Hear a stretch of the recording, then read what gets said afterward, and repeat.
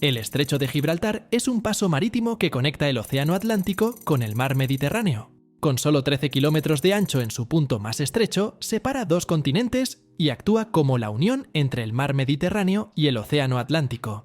A pesar de la corta distancia que separa las dos orillas y del hecho de que existen más de 60 puentes en el mundo que superan los 13 kilómetros, aún no se ha construido un puente que conecte estos dos continentes, lo que lleva a muchos a preguntarse por qué un proyecto tan ambicioso no se ha llevado a cabo. La idea de cerrar la brecha entre Europa y África ha sido considerada durante décadas, y a lo largo de los años han surgido varias propuestas. La importancia estratégica de esta conexión no debe subestimarse, ya que representaría un vínculo vital entre los 447 millones de habitantes de la Unión Europea y los 1.400 millones de personas que viven en África. El potencial económico de una conexión como esta es inmenso, ya que podría facilitar el comercio y agilizar el transporte entre estas dos grandes regiones. Entonces, ¿por qué una estructura así no existe todavía? ¿Será posible algún día cruzar el estrecho de Gibraltar en coche o en tren? Analicemos la cuestión. El estrecho, que conecta el océano Atlántico con el mar Mediterráneo, se extiende a lo largo de unos 57 kilómetros. Entre Punta Marroquí en España y Punta Cires en Marruecos, el estrecho se reduce a poco más de 13 kilómetros, a aproximadamente la misma distancia que hay entre París y Versalles. En días claros, incluso se puede ver la costa opuesta. La profundidad media de las aguas del estrecho de Gibraltar es de unos 365 metros. Aún hay mucho que decir sobre esta crucial vía navegable, pero por ahora es importante comprender que el estrecho de Gibraltar es, y siempre ha sido, una de las rutas marítimas más vitales del mundo. Es la única vía natural que conecta el mar Mediterráneo con un océano. A modo de comparación, el Canal de Suez, ubicado en el este del Mediterráneo y que conecta con el Océano Índico a través del Mar Rojo, es una construcción artificial.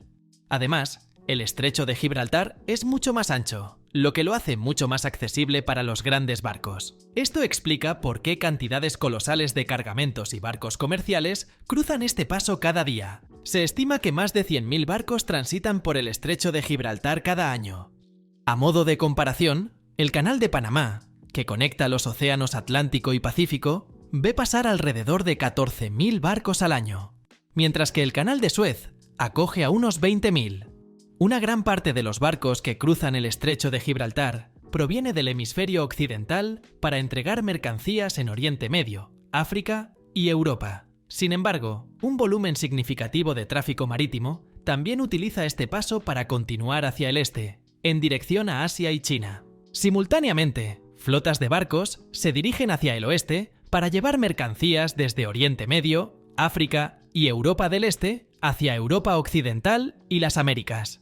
Debido a la proximidad de los países ricos en combustibles fósiles de Oriente Medio, enormes cantidades de petróleo y gas natural transitan por el estrecho de Gibraltar. Más de 300 barcos que transportan petróleo cruzan este paso cada día. Para dar una idea de la magnitud de este flujo, un pequeño petrolero puede transportar entre 70.000 y 190.000 barriles de petróleo, lo que equivale a unos 3.2 a 8 millones de galones. Un petrolero más grande puede transportar entre 190.000 y 345.000 barriles, lo que equivale a unos 8 a 14 millones y medio de galones de petróleo. Así, en un día de gran afluencia, aproximadamente 2.400 millones de galones de petróleo cruzan el estrecho de Gibraltar. Para comparar, Estados Unidos consume alrededor de 20 millones de barriles de petróleo al día, lo que representa unos 840 millones de galones. Esto significa que la cantidad de petróleo que transita por el estrecho de Gibraltar en un día ocupado es casi 3 veces superior al consumo diario de petróleo de Estados Unidos. El estrecho de Gibraltar es una vía de navegación crucial para los barcos de todo el mundo, lo que lo convierte en una fuente de ingresos considerable para los países que bordean su desembocadura.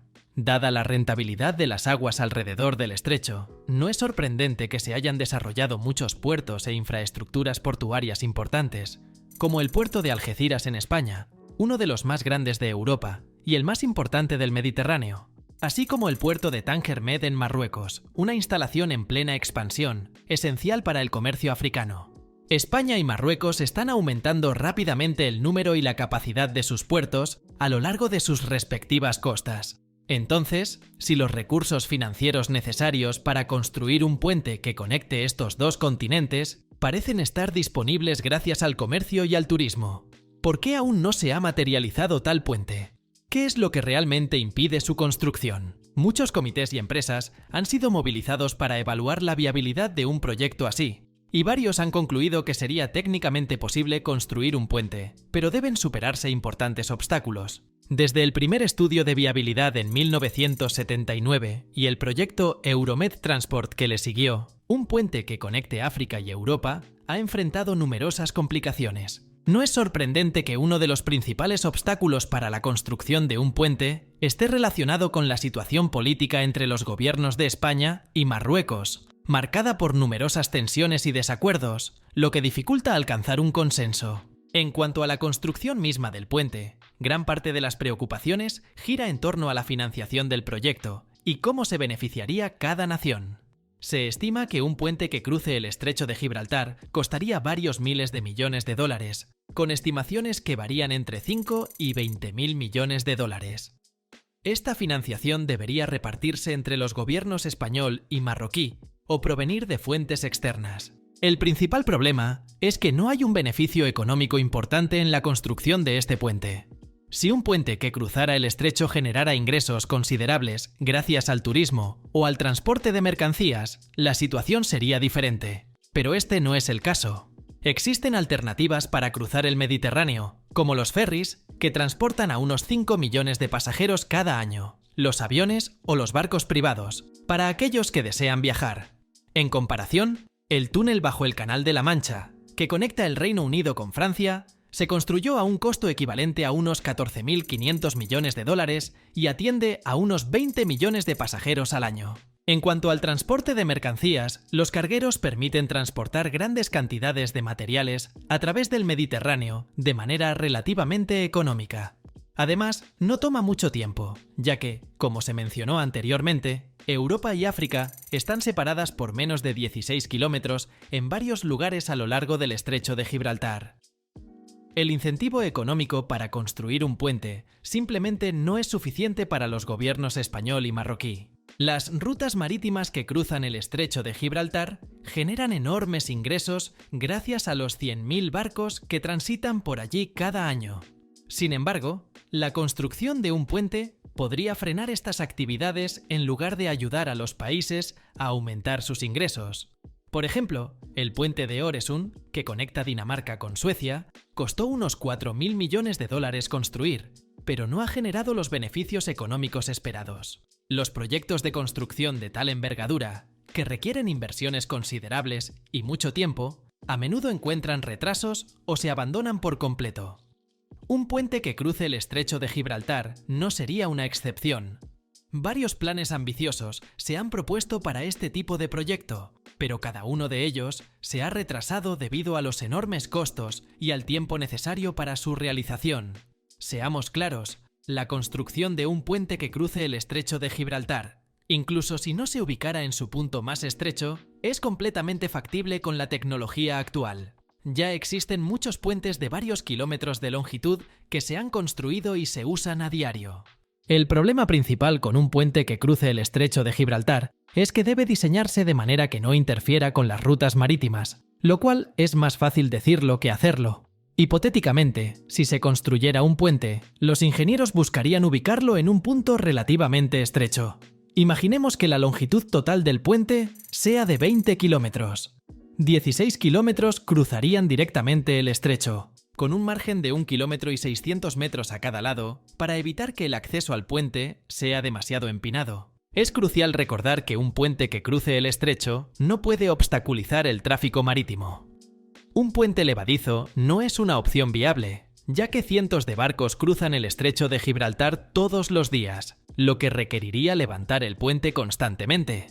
Esto resultaría en embotellamientos que se extenderían por varios kilómetros, con conductores atrapados durante horas, obligados a leer libros o desplazarse sin fin por las redes sociales mientras esperan que el puente se baje. El puente más largo del mundo es el Gran Puente Danyang Kunshan, una estructura dedicada al tren de alta velocidad en China, que mide 164 kilómetros con 800 metros de largo. En cuanto al puente más largo para coches y camiones, se trata de la autopista Bang Na en Tailandia, que se extiende por 53 kilómetros con 900 metros. Así que la longitud no es un desafío insuperable para los ingenieros. El verdadero problema radica en la altura necesaria para permitir que los cargueros pasen sin problemas por debajo del puente, sin interferir con el tráfico marítimo. Los mayores portacontenedores del mundo, como los de la clase Evergreen A, construidos por Samsung Heavy Industries, pueden transportar cerca de 24.000 TEU y miden más de 30 metros de altura.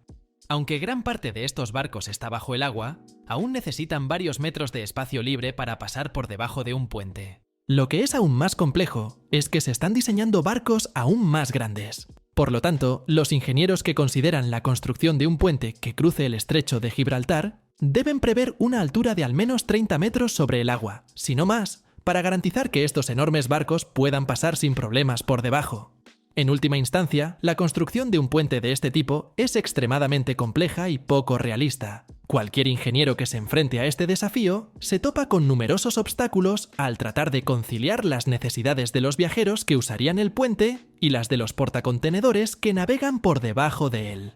Pero ese ni siquiera es el mayor desafío relacionado con la construcción de un puente que cruce el estrecho de Gibraltar. Para entender el mayor obstáculo en la construcción de un puente que cruce el estrecho de Gibraltar, hay que sumergirse bajo el agua e incluso bajo la corteza terrestre misma, aunque tal puente debería diseñarse para resistir las poderosas tormentas provenientes del Atlántico. No es el clima lo que representa la mayor amenaza para su estabilidad. Si recuerdas tus clases de ciencias de la Tierra, probablemente sepas que la corteza terrestre está compuesta por diferentes placas tectónicas en constante movimiento. Las áreas donde se encuentran dos o más placas tectónicas están sujetas a intensa actividad geológica, incluyendo terremotos. Desafortunadamente, para cualquier puente o proyecto de gran envergadura cercano al estrecho de Gibraltar, la placa africana y la placa euroasiática se encuentran directamente bajo esta vía navegable que conecta los dos continentes. Aquí es donde la falla transformante de Azores-Gibraltar atraviesa el estrecho. Una falla transformante es una zona donde dos placas se mueven paralelamente una a la otra, y es precisamente en estas regiones donde los terremotos son más frecuentes. Esto significa que la región donde podría construirse un puente que conecte África y Europa es particularmente propensa a una actividad geológica devastadora. Cualquier puente construido a través del estrecho de Gibraltar deberá ser capaz de resistir terremotos de alta magnitud sin colapsar, ya que no es cuestión de si ocurrirá un terremoto, sino de cuándo. Por ejemplo, el terremoto de Lisboa en 1755, estimado entre 8,5 y 9,0 en la escala de Richter, causó daños considerables en Portugal, España y Marruecos. De manera similar, el terremoto de Agadir en 1960, con una magnitud de 5,7, resultó en una destrucción masiva en la ciudad marroquí de Agadir. Dado que los terremotos son una consecuencia natural del movimiento de las placas tectónicas, no existe forma de prevenirlos. Otros puentes, túneles y conexiones submarinas generalmente no tienen que enfrentar este tipo de problema. Es la ubicación del estrecho de Gibraltar la que lo coloca directamente sobre una zona geológicamente activa. Los estudios también han revelado que el fondo marino de esta región es particularmente inestable en comparación con otras áreas, como aquella donde se construyó el túnel bajo el Canal de la Mancha para conectar Francia y Gran Bretaña. Los investigadores han identificado la presencia de al menos 2 canales de arcilla cuaternarios profundos en el fondo del estrecho, que son muy inestables y hacen extremadamente difícil fijar pilares u otras estructuras para sostener un puente. Los canales de arcilla cuaternarios son capas de sedimentos arcillosos acumuladas durante el período geológico reciente, llamado cuaternario. Estos canales están compuestos por depósitos de arcilla blanda y no consolidada, que pueden ser inestables y moverse fácilmente bajo presión o debido a la actividad geológica. Los geólogos advierten que cualquier proyecto de construcción en esta zona podría estar expuesto a fallos catastróficos debido a la ubicación del estrecho de Gibraltar y a la composición de la corteza terrestre en esta región. En última instancia, la construcción de un puente que conecte Europa y África podría resultar extremadamente peligrosa debido a la presencia de estos canales de arcilla inestables. Entonces, ¿es imposible construir una estructura que conecte estos dos continentes? Sorprendentemente, no. Los ingenieros ya han encontrado soluciones a muchos problemas, y a medida que la tecnología avanza, podrían surgir respuestas de manera inesperada. Pero antes de explorar estas opciones, es esencial comprender mejor el estrecho en sí y a lo que podríamos enfrentarnos. Debido a la tectónica de placas, la Tierra no siempre ha tenido la apariencia que tiene hoy. A lo largo de millones de años, los continentes han derivado, los océanos se han formado y la topografía ha evolucionado. El estrecho de Gibraltar no se formó sino hasta relativamente hace poco tiempo, al menos en términos geológicos, lo que sigue siendo millones de años. No obstante, es crucial entender cómo se originó este estrecho. Originalmente, lo que hoy es el Mediterráneo formaba parte del Mar de Tetis, un antiguo océano que existió entre los continentes de Gondwana y Laurasia durante las eras Mesozoica y Cenozoica temprana, es decir, hace unos 250 a 50 millones de años. Este océano se extendía por regiones que hoy corresponden a India, Pakistán, Indonesia y el Océano Índico. Con el tiempo, el continente africano se desplazó y colisionó con Asia y Europa, aislando lo que se convertiría en el mar Mediterráneo. Las aguas de la región comenzaron a secarse, creando un puente terrestre entre los continentes africano, europeo y asiático. Hace unos 5.300.000 años, durante un evento conocido como la crisis de salinidad del Mesiniense, la Tierra comenzó a colapsar debido al movimiento de las placas tectónicas en la región, permitiendo que el agua se desbordara en la depresión y creando lo que hoy es el estrecho de Gibraltar.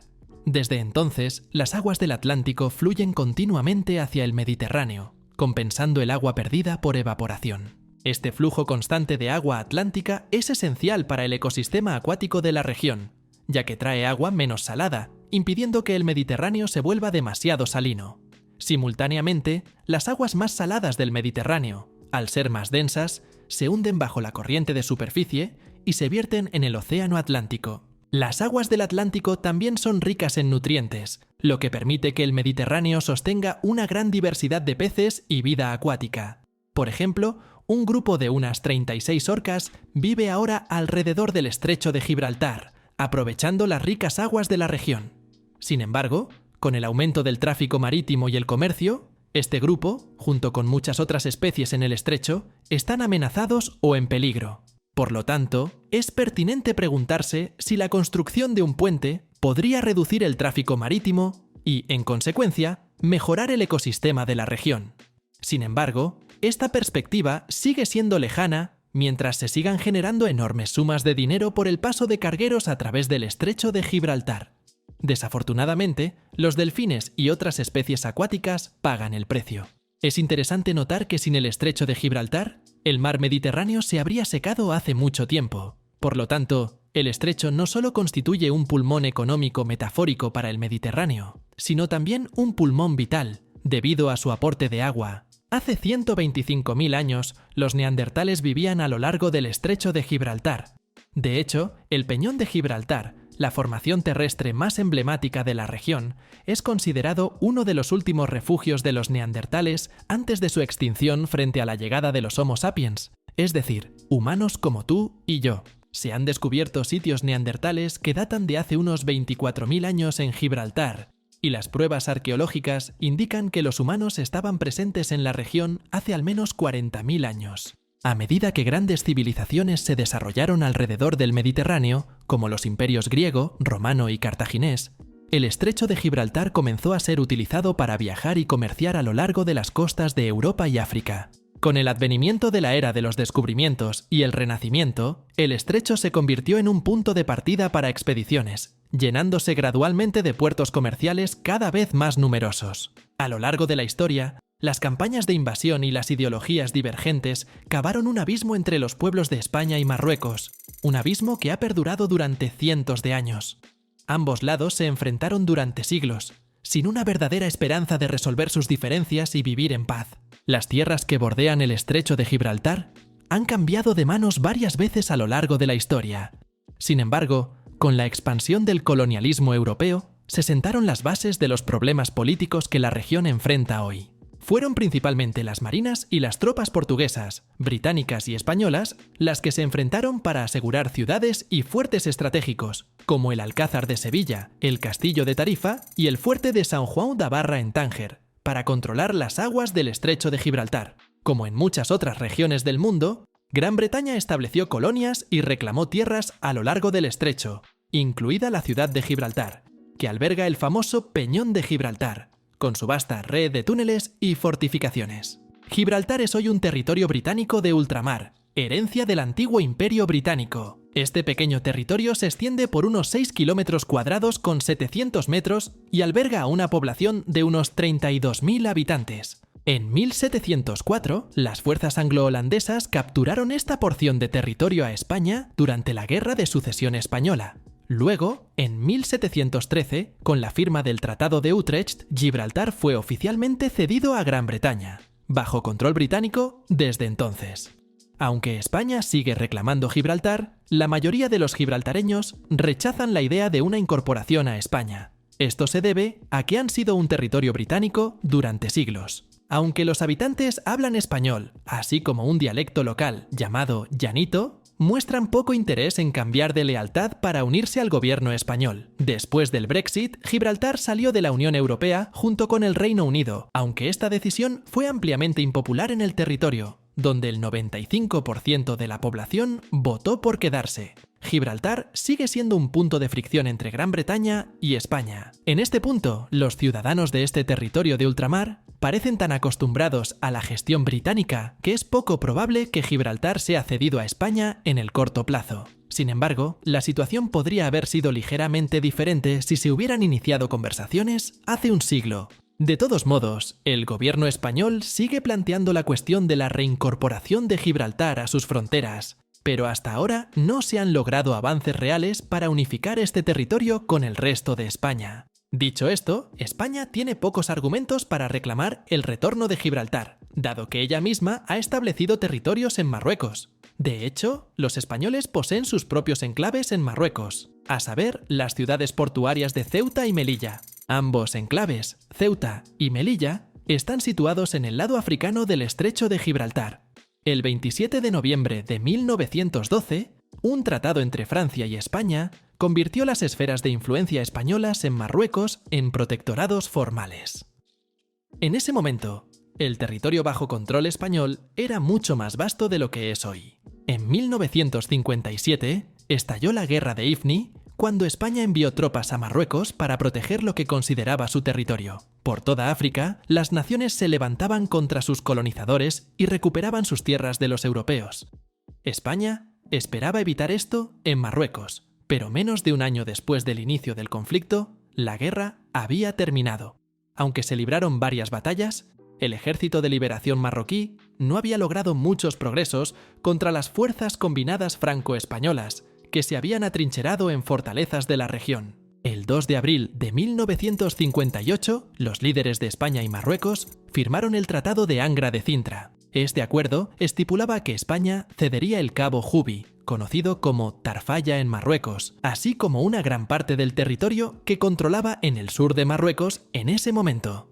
Sin embargo, hubo que esperar hasta 1969 para que Marruecos tomara oficialmente el control total de Ifni. No fue sino hasta 6 años después que Marruecos logró controlar completamente la región sur de su territorio. Sin embargo, aún no ha recuperado los territorios detenidos por los españoles en el norte. De hecho, incluso hoy en día, Marruecos afirma que Ceuta y Melilla son culturalmente importantes para el pueblo marroquí y deberían reincorporarse a sus fronteras. Sin embargo, estas ciudades todavía son reconocidas internacionalmente como territorios españoles. El gobierno marroquí incluso compara estos enclaves con Gibraltar, lo que debería ser un paralelo fácil de entender para el gobierno español. Sin embargo, España sigue considerando Ceuta y Melilla como partes vitales de su territorio, ya que han estado bajo control español durante siglos. Es un argumento frágil si se tiene en cuenta que estos territorios fueron conquistados por la fuerza y colonizados durante cientos de años. No obstante, España sostiene que, aunque estas dos ciudades se encuentran en el otro lado del Estrecho de Gibraltar, todavía le pertenecen. En realidad, Ceuta y Melilla están ubicadas en lugares estratégicos para los puertos comerciales, lo que explica por qué España se esfuerza tanto en mantener su control. Si estas ciudades no tuvieran ninguna importancia económica o estratégica, es probable que España las hubiera cedido a Marruecos hace mucho tiempo. Y es precisamente ahí donde residen muchos de los problemas que han impedido una cooperación significativa entre los gobiernos de la región. Es difícil colaborar con un gobierno que ha tomado posesión de tus tierras y se niega a devolverlas. Eso es exactamente lo que ha sucedido con Gibraltar para España y con Ceuta y Melilla para Marruecos. Si cada uno de estos territorios fuera devuelto a su país de origen, ¿podría esto abrir el camino hacia una relación más productiva entre las naciones? Quizás. Tomaría tiempo, pero probablemente sería un paso en la dirección correcta. Sin embargo, es poco probable que esto suceda en un futuro cercano. En lugar de eso, España y Marruecos seguirán expresando su descontento ante la situación en la que otra nación controla un territorio situado dentro de sus fronteras, en lugar de buscar colaborar de manera constructiva. Estos desacuerdos no se limitan solo a la tierra, también se extienden a las aguas circundantes. El hecho de que varias naciones reclamen territorios situados dentro de las fronteras de otros países también ha complicado la cuestión del control de las aguas del estrecho de Gibraltar. Aunque la mayor parte del territorio marítimo está controlado por España y Marruecos, el Reino Unido, a través de Gibraltar, también ejerce control sobre una parte del extremo oriental del estrecho. Sin embargo, es la presencia de los territorios españoles en Marruecos, como Ceuta y Melilla, lo que introduce la mayor confusión en la distribución de esta zona marítima estratégica. España y Marruecos reclaman ambos el control de las aguas situadas al sureste del estrecho, y no es difícil entender por qué. El gobierno español utiliza la presencia de Ceuta y Melilla en el continente africano como justificación para reclamar las aguas frente a las costas marroquíes. Evidentemente, el gobierno marroquí rechaza esta reclamación, argumentando que estas ciudades deberían pertenecerle en primer lugar. Actualmente, el Reino Unido reclama el control de 5 kilómetros con 600 metros de agua frente a Gibraltar. Además, Gran Bretaña sostiene que la mayor parte del estrecho está compuesto de aguas internacionales, una posición que España y Marruecos contestan. Para mantener una paz relativa en la región y permitir que los barcos circulen libremente por el estrecho de Gibraltar, la Convención de las Naciones Unidas sobre el Derecho del Mar ha designado el estrecho como un paso en tránsito. Esto garantiza a los barcos y aviones una libertad de movimiento total al cruzar el canal. Es evidente que la compleja historia de la región ha llevado a dilemas modernos, provocando numerosos desacuerdos sobre el control del estrecho de Gibraltar y las tierras circundantes. Al examinar la geografía y los eventos pasados, se hace evidente por qué los gobiernos español y marroquí han tenido dificultades para colaborar de manera efectiva en la planificación de un puente que conecte África y Europa. Pero, ¿qué hay de un túnel? ¿Podrían ambos gobiernos dejar de lado sus diferencias para construir un paso submarino? Esta solución, aunque compleja, ¿podría representar un camino hacia una mayor cooperación entre las dos naciones? A lo largo de los años, los puentes no han sido la única opción considerada para conectar Europa y África. Ya en la década de 1930, España exploró la idea de construir un túnel bajo el estrecho de Gibraltar, permitiendo que trenes y vehículos cruzaran bajo las aguas. Sin embargo, un estudio posterior sobre la composición del fondo marino reveló que estaba compuesto de rocas extremadamente duras, imposibles de perforar con las máquinas de excavación de la época. Para sortear este problema, un ingeniero propuso colocar un tubo de concreto prefabricado bajo las aguas del estrecho, fijado con cables de alta tensión. Sin embargo, este plan no prosperó, ya que se consideraba extremadamente complejo de realizar. Además, el proyecto fue relegado a un segundo plano debido a un problema mundial mucho más apremiante: la invasión de Polonia por parte de Alemania, que desencadenó la Segunda Guerra Mundial. La idea del túnel prácticamente desapareció hasta la década de 1980, cuando España y Marruecos reanudaron las conversaciones para construir un túnel bajo el estrecho de Gibraltar. Sin embargo, una vez más, estas conversaciones no llegaron a nada debido a las tensiones entre los gobiernos y a los desafíos relacionados con la viabilidad del proyecto. Aunque la tecnología había avanzado considerablemente, la excavación de túneles seguía siendo un gran desafío, y los planes para un túnel fueron abandonados nuevamente. En 2003, ambos gobiernos acordaron explorar la posibilidad de construir un túnel ferroviario submarino. Este proyecto preveía el uso de una vía de 1435 milímetros, en consonancia con otros ferrocarriles de la región que estaban en proceso de conversión del sistema de vía ancha al sistema de vía estándar. Era una visión a largo plazo, pero implicaba que incluso si el túnel se completaba, no había garantía de que los ferrocarriles en España y Marruecos se convirtieran a tiempo. Esto significaba que el túnel que conectaba ambos continentes podría quedar inactivo hasta que todas las líneas ferroviarias de cada lado del estrecho se adaptaran a la vía estándar. Por lo tanto, el proyecto del túnel ferroviario fue pospuesto para una fecha posterior.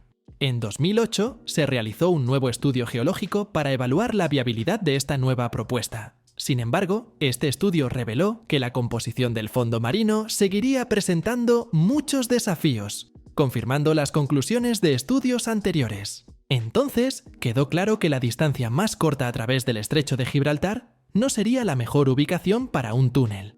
Los ingenieros recomendaron, en cambio, trasladar el proyecto al oeste de Tarifa, en España, para conectarlo con el este de Tánger, en Marruecos. Esta nueva ubicación implicaría un túnel que cruzara 23 kilómetros de agua, pero en una zona más favorable para la construcción. Una vez completado, el túnel se extendería por unos 34 kilómetros y se conectaría con la red ferroviaria de alta velocidad española, permitiendo así un acceso rápido a las grandes ciudades del país. Este ambicioso proyecto ofrecería una conexión directa entre Europa y África, abriendo nuevas perspectivas para el comercio y los intercambios entre los dos continentes. Las fases de planificación del proyecto comenzaron, pero no surgió nada concreto, ya que los líderes de ambos países rara vez discutían el plan del túnel. Luego, en abril de 2021, ministros españoles y marroquíes acordaron celebrar una reunión intergubernamental en Casablanca para discutir nuevamente el túnel. Esta reunión fue probablemente una respuesta directa al estudio lanzado por el Reino Unido en enero de 2021, para ver si un túnel que conectara Gibraltar con Tánger era posible. Esto reemplazaría por completo el túnel del que España y Marruecos habían estado hablando durante varios años sin haber hecho ningún progreso significativo. Las investigaciones llevadas a cabo por Gran Bretaña impulsaron al gobierno español a reaccionar, y en febrero de 2023 se programó una reunión bilateral de alto nivel entre funcionarios españoles y marroquíes para lograr avances significativos en el túnel bajo el estrecho de Gibraltar. Hasta la fecha, la construcción del túnel está prevista para comenzar en 2030. Pero dado el número de veces que los avances han sido interrumpidos, es difícil creer que algo se concretará para entonces. Pero, ¿qué hay de un puente? Un túnel bajo el estrecho ciertamente sería un paso adelante, pero ¿veremos algún día un puente que conecte África y Europa? Algunos ingenieros no han abandonado este sueño. No hay que olvidar que debido a la situación geológica del estrecho de Gibraltar, se deben tener en cuenta las catástrofes naturales como los terremotos. Pero eso no ha impedido que los ingenieros sueñen en grande. Varias organizaciones, incluidas la UNESCO, las Comisiones Económicas de las Naciones Unidas para África y Europa, así como los gobiernos marroquí y español, han lanzado estudios para determinar si un puente a través del estrecho de Gibraltar es factible. Muchos han concluido que simplemente no tiene sentido. ¿Pero alguna vez estas razones han detenido a los humanos de construir algo? El profesor T. E. Lin, quien recibió la Medalla Nacional de Ciencias del presidente Ronald Reagan en 1986, diseñó un audaz plan para conectar África y Europa. Propuso construir un puente entre la punta Oliveros y la punta Cires, separadas por 14 kilómetros. Lo que realmente captó la atención del mundo de la ingeniería fue su plan de hacer que el puente se extendiera por 5.000 metros entre dos pilares de soporte, mucho más largo que cualquier otro puente en el mundo. Se generaron modelos informáticos para probar aspectos como las características estáticas y dinámicas del entorno, así como la viabilidad aerodinámica del proyecto. Varios tipos de diseños de puentes fueron incluidos en el proceso de modelado, incluido el concepto híbrido de puente atirantado propuesto por el profesor Lin, que resultó ser el mejor adaptado para la travesía. Este concepto ofrecía una mayor rigidez y era mucho más aerodinámico que los puentes colgantes tradicionales con vanos más cortos. El costo del puente se estimó en $15.000 millones en 1996, lo que equivale a unos $28.000 millones hoy. El puente soñado por Lin nunca se concretó y probablemente nunca lo hará. incluso si el costo exorbitante no fuera un obstáculo. Sin embargo, eso no ha impedido que otros ingenieros desarrollen diseños igualmente increíbles y audaces. Eugene Tsui es un arquitecto estadounidense conocido por sus diseños biológicos, es decir, utiliza estructuras encontradas en la naturaleza para resolver problemas de ingeniería arquitectónica. También integra principios ecológicos en sus diseños para crear estructuras que reflejan los valores estéticos de la naturaleza. Este era el principio básico de su puente que conectaba África y Europa. Sin embargo, Tsui no tenía la intención de construir un simple puente tradicional. Propuso crear una isla artificial y un puente submarino para realizar su visión. Su proyecto, llamado el Puente Flotante del Estrecho de Gibraltar, tendría una longitud de 14 kilómetros y 500 metros. El puente se construiría bajo el agua, pero sin descansar en el fondo marino. Se ubicaría a unos 200 metros de profundidad para permitir que los barcos pasen sobre el puente submarino, con suficiente espacio libre para acomodar los barcos futuros aún más grandes. La isla que conectaba las dos secciones del puente flotante incluiría un complejo turístico, aerogeneradores, un puerto y negocios.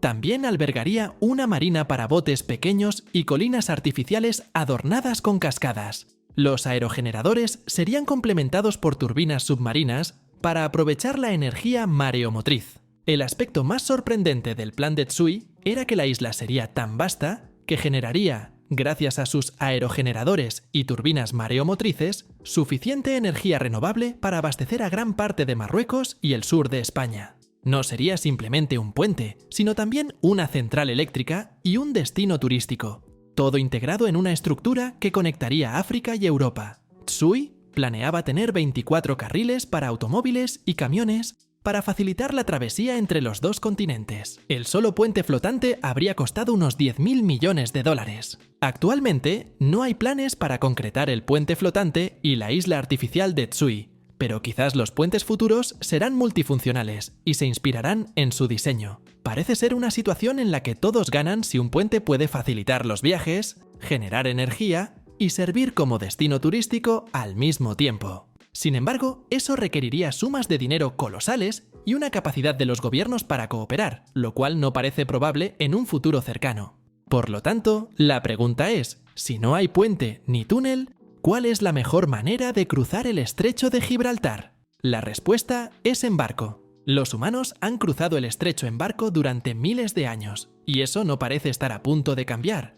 Quizás algún día se haga realidad una vía férrea submarina, o España y Marruecos trabajarán juntos para construir un puente que conecte sus respectivos continentes. Por ahora, las rutas marítimas y el comercio siguen siendo mucho más importantes para ambos gobiernos que la construcción de cualquier estructura que cruce el estrecho de Gibraltar. Ni España ni Marruecos se comprometerán en un proyecto de construcción que pondría en peligro los enormes flujos financieros y de mercancías que transitan por el estrecho. Hasta que se acuerde un plan sólido para conectar África y Europa de manera rentable y sin interrumpir estas actividades, la gente deberá seguir cruzando el estrecho de Gibraltar de la misma manera que lo han hecho a lo largo de la historia. En barco. Continuaremos explorando estas situaciones geopolíticas y otros temas en las próximas semanas. Asegúrate de suscribirte y activar la campana para no perderte nada. Si te ha gustado este vídeo, considera dejar un me gusta y compartir tus pensamientos en los comentarios a continuación.